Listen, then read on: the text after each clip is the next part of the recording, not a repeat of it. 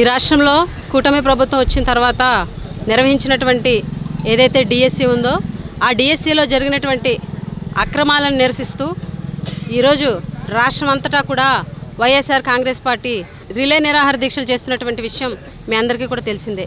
ఈరోజు అందులో భాగంగా 3వ రోజు రిలే నిరాహార దీక్షలో మేమందరం కూడా పాల్గొనడం జరిగింది.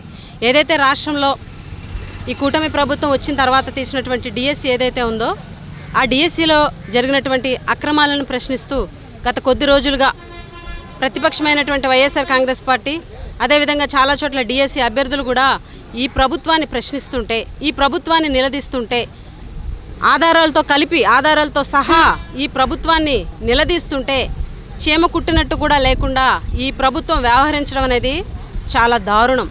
ఎందుకనంటే ఈరోజు సంబంధిత శాఖ మంత్రి నారా లోకేష్ గారు, విద్యాశాఖ మంత్రి, ఆయనే సకల శాఖ మంత్రి, ఆయనే సీఎంగా కూడా ఈరోజు షాడో సీఎంగా వ్యవహరించినటువంటి పరిస్థితి రాష్ట్రంలో కనిపిస్తుంది.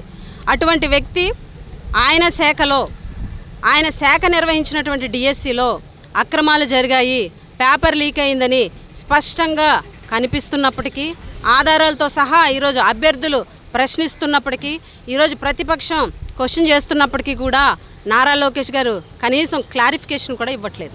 అక్కడే అందరికీ అర్థమవుతుంది ఖచ్చితంగా డిఎస్సిలో అక్రమాలు జరిగాయి అని. ఈరోజు కేవలం 16,000 పోస్టులు తీసి సరిగ్గా నిర్వహించలేనటువంటి దుస్థితి ఈ కూటమి ప్రభుత్వంలో ఉంది. ఇన్ని ఆరోపణలు ఈ డిఎస్సి మీద వస్తున్నా కూడా కనీసం నిమ్మక నీరెత్తినట్టు ఈరోజు నారా లోకేష్ గారు ఉండడం అనేది చాలా దురదృష్టకరం.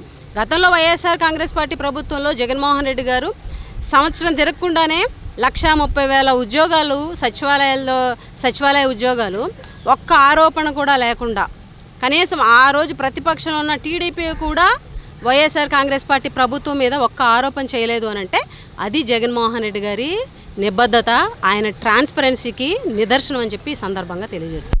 ఈ ప్రభుత్వంలో డిఎస్సిలో అక్రమాలు జరిగాయి, పేపర్ లీక్ అయిందని చెప్పేసి రిలే నిరాహార దీక్షలు చేస్తున్నటువంటి శిబిరాలకు ఈరోజు తెలుగుదేశం కూటమి నాయకులు అధికార మదంతో వాళ్ళ అనుచరులు వేసుకొని వెళ్ళి ఏదైతే దీక్ష శిబిరాల మీద దాడి చేస్తున్నటువంటి తీరు చాలా దురదృష్టకరం. ఈరోజు ప్రజాస్వామ్యాన్నే అపహాస్యం చేస్తున్నట్టు. ఎందుకంటే ఈ ప్రజాస్వామ్యంలో ప్రతిపక్ష గొంతుగా ప్రజల కష్టాలు కానీ ఈ ప్రభుత్వం చేసే అక్రమాలను కానీ ప్రశ్నించే హక్కు ప్రతి ఒక్కరికి ఉంది. ఈరోజు అలా ప్రశ్నిస్తూ ప్రతిపక్షాలు వాళ్ళ బాధ్యతాయుతంగా ఈరోజు నిరసన తెలుపుతూ, అది కూడా శాంతియుత నిరసన తెలుపుతూ నిరాహార దీక్షలు చేస్తుంటే ఆ నిరాహార దీక్షలను కూడా ఈరోజు భగ్నం చేసేలాగా వీళ్ళు దాడులు చేస్తున్నారు అని అంటే ఈరోజు తప్పు జరిగింది అన్నది స్పష్టంగా కనిపిస్తుంది. తప్పు కప్పిపుచ్చుకోవడానికి డైవర్షన్ పాలిటిక్స్లో భాగంగా ఇవన్నీ చేస్తున్నారన్నదైతే క్లియర్గా అర్థమవుతుంది.